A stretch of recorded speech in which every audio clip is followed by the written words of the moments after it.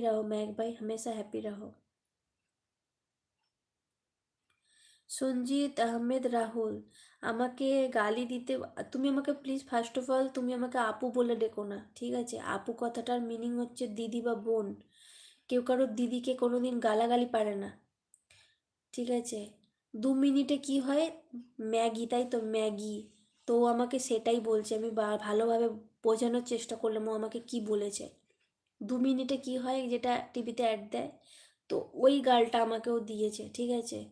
তো প্লিজ আমাকে আপু বলো না, আমার কোনো ভাইয়েরা আমাকে কোনোদিন গাল পারে না, অ্যাকচুয়ালি আমার কোনো ভাই বা বোনেরা বা বন্ধু তারা আমাকে গাল পারে না। তুমি এসেই আমাকে আগে গাল পেরে দিলে, জানি না কোন কোন কোন দিকে তোমার কিসের বাঁশ দিয়েছি, কিসের শত্রুতা আমি জানি না, এসেই গাল পেরে দিলে।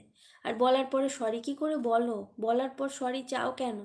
বলবেই বা কেন, সরিই বা বলবে কেন? তোমার খারাপ কথা বলতে ইচ্ছে যে শুধু খারাপটাই বলো, তারপর আর সরি বলো না, কারণ মানুষকে খুন করার পর সরি বলে দিলে সেই মানুষটা তার বেঁচে